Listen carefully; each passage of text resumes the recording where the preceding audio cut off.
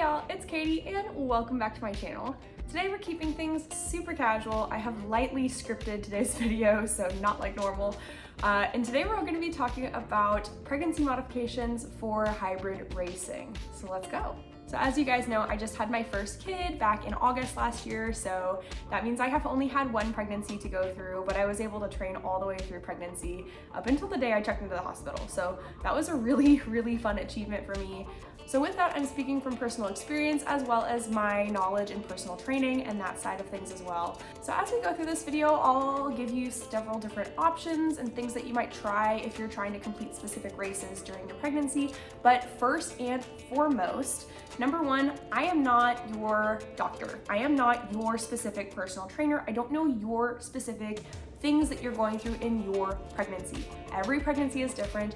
This is just from my experience and what I know about general personal training and exercise. So if you need specific recommendations, number one, talk to your doctor. Make sure you are cleared for things before you sign up for a race and you spend money on something. Make sure that you are healthy and baby is healthy for that activity. And your doctor can give you some really good guidelines on what you can and can't do. And in certain circumstances, you might have to go teams or doubles on a specific type of race if it's too strenuous or a certain zone or exercise is too hard for baby and you at that point in your pregnancy. So with all those disclaimers out of the way, this is just some ideas and brainstorming. So if you're pregnant and you want to think about different modifications and things like that so you can still race, these are some good ideas to go off of and for you and your care team to think about. So during my pregnancy, I did a Deka Strong, a Deka Mile, a Deka Fit, and a Hyrox, all solos, and it was a lot of fun. So let's walk through some of the most common moves in Deka, Hyrox, things like Deadly Dozen as well, these main hybrid races that you'll see. First off, starting with Deka, on the lunges, you have sandbag lunges and Hyrox as well. Those, as long as you're okay racking the weight and everything, and you're okay with the extra poundage, you should be able to do those relatively easy. I don't think there's any specific modifications you need to make with that. Just make sure that you can lift that certain weight for the recommended distance or reps. Going through Deka here, number two is row. So the row, I would make some specific modifications here. First and foremost, instead of leaning back on the pole in the row, I would say just keep your torso upright. At the back end of the row, do not lean. That's gonna cause coning and things like that. And in this video, you'll see that my abs are totally coning and I did not take this modification and I really should have. So that's the first thing on the row. The second thing I did do in this video is that you get your knees very wide when you're in the catch at the row, and so that you can make room for belly during your rowing. So those are the two big modifications on the row there, and that can apply to Deka or Hyrox or any of the deadly erg type moves. Next up, if you're doing any kind of box step over, I would definitely not jump. So definitely be intentional with your movements. Use that extra hand placement if you're doing Deka. Deka allows a hand or a knee placement if needed, as long as you remove the assistance at the end of the rep. So definitely use that if you need that balance aid or any kind of help there. You can use the modifications, don't worry. The next one for Deka is a sit-up. And depending if you're doing a Deka Strong Mile versus the Deka Fit, you have a throw involved as well. So with the Strong and Mile, these ones are more strict sit-ups. There's not really much of a way to help you. So if you are still earlier on in your pregnancy, of course, talk to your doctor. But I would recommend doing the hip bridge variation where you bring your hips up and you use the downward momentum of your hips to help you drive the ball overhead and bring it back between the feet. So that's gonna help you create momentum with the ball to where you're not strictly using your abs to create the crunch. And same thing with the sit-up throw as well, except for you get to hook those toes under the bar, and that can help you as well. So using your toes to pull in instead of your abs. So you're being able to shift some of the muscle focus out of the abs and into your assisting muscles. But again, this was the hardest one for me to get cleared. I barely got cleared for this to do it in my Deka Fit at 27 weeks, but I was able to do the sit-up throw then. Again, that was my specific circumstance and my doctor. Talk to yours. And then we have the ski. So on the ski, this applies to Hyrox, all the races. So on the ski, the biggest variation I'd say is move to the back of the platform and get those feet wide, like as wide as you can on the platform, because when you come down, that belly is gonna need clearance. So making sure that you have enough room between your knees to hinge properly to where your belly's not hitting your thighs on every rep. And this is something that I honestly have still kind of done postpartum. It was habit for 6 months of my training, and so I just kind of continued doing it. So it's hard to get me to get my feet back under my hips again on the ski. It's something I consciously have to think about now. So that's a really funny little like postpartum follow-up on that. And then things like the farmer's carry and things like the bike, there's not really much of an adjustment there. Just again, make sure that you're comfortable deadlifting that weight in the farmer's carry. You might have to do more of a sumo deadlift to make room for the belly if you're lifting. On the bike, you know, there's no reason those knees should come up towards the belly. There's enough room for clearance there, of course, so you should be good on the bike as well. You might need to shift the seat back depending on how large your belly is, just so that those arms wouldn't hit. I had a very small belly, you know, compared to some ladies, and so, you know, I didn't have any trouble with my bike at all. So I don't know, maybe you do.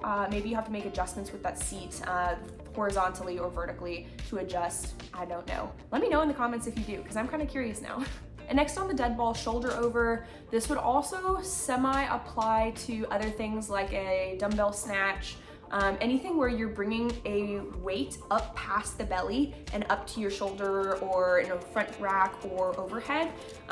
You just have to be very careful with bringing the object far enough away from the torso where you're not gonna hit the belly, but also keep it close enough to the torso where you can actually get it where you want it to go and manipulate it well. And if you've seen my strategy video on the ball over, you'll notice that one of my strategies was to bring the ball to your hip first, and then like a kettlebell swing, pop the ball up over your shoulder from the hip. So with the pregnancy belly and having the dead ball up in that hip crease, it doesn't really mix well. So this one, you'd have to practice that one stage where you rip the ball from the floor directly over the shoulder or directly over the yoke. So here we wouldn't want to have that ball stopped in that hip crease to do this 2-stage throw. So that's the only modification I would make, is get really comfortable on the ball over in the 1 stage to where you can just rip it from the floor and it's directly over the shoulder or yoke instead of stopping midway. And then on things like the sled push in Hyrox or the tank in Deka, pushing should be totally fine. In fact, it should be a little bit easier because in pregnancy, when you're carrying a little extra weight, you should be able to have a little extra to push with and a little extra momentum to create. So you should actually be having a really good time on the tank, especially, or the sled. Even the bike helps having a little bit of extra weight behind it too. So those ones you should probably be cruising on, honestly. On the sled pull for Hyrox specifically, the only big difference here is if you're doing a big deep squat to grab forward on the rope and then extend, stand up and walk back, I would just be careful. Definitely with the rope having the trip hazard, definitely get good on your rope management and making sure that you have a tight spot for that rope, because you don't want to be accidentally tripping and falling and things like that. It's not worth it, honestly. Take your time and make sure you have really good rope management, because 10 seconds on a zone is not worth tripping and falling during pregnancy. So make sure you're managing that well. As well as if you're working on those deep squats and things, just make sure you get your feet wide enough, you know, accommodate for the belly. We know this by now. But yeah, that's really the biggest thing I can think of on the sled pull. And the last one in Deka is those ram burpees, and we'll also think about those Hyrox broad jump burpees too. So with the ram, like I said, make sure you're comfortable with that weight clearing the belly as you go overhead. On the ram burpees, the rule is chest touches the roller and hips have to be in full extension. Obviously, if the belly is on the floor and your hips are not in full extension, the judge will probably have to pass that anyway, because yes, it might not be a textbook legal burpee. That is the best burpee you can do in your condition with the belly. And so there's no physical way you could extend the hips fully in that situation. So if I was the judge, I would clear you for that. That's totally fine. I would count it completed. It's going to depend on the event, and I would definitely, you know, talk to your judge beforehand or something like that if you need to. But in my book, that clears. Plus, you know, your chest gets a little fuller in pregnancy anyway, and the rule is that the chest has to touch the roller. So if your boobs give you a little extra clearance there, you might be good with full extension of the hips.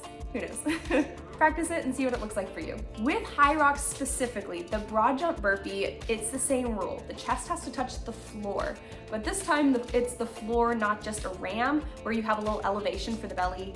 Here in Hyrox, I would recommend to do a doubles if your belly is too big and if you can't lay down on the floor or get close enough in a push-up position on the floor where your belly would clear.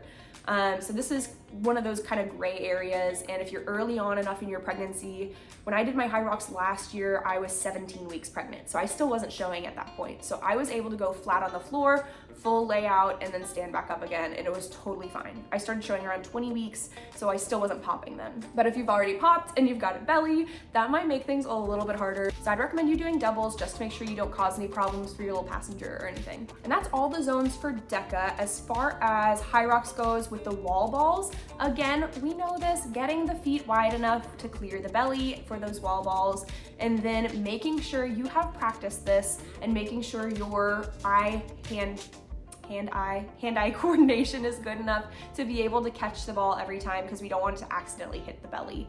I was very good at this honestly in pregnancy, so I practiced these pretty much into my 3rd trimester and they were just fine.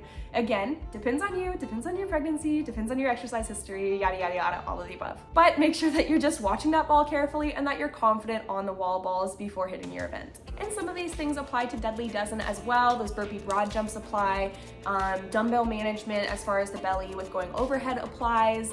The only things that I could see typical problems with for pregnancy and deadly dozen would be specifically like the front rack carry. You have to wrap a plate and hold it and carry it across a field, and that would be a little bit of an issue if you have a big bump or if you're very sensitive up the stairs. So that would be a big issue. I would say if you're popping or if you have a bump by then, I would say definitely do doubles on deadly dozen as well to make sure that you're not causing any issues with that plate hold, because it is a 45-pound plate for females, I believe.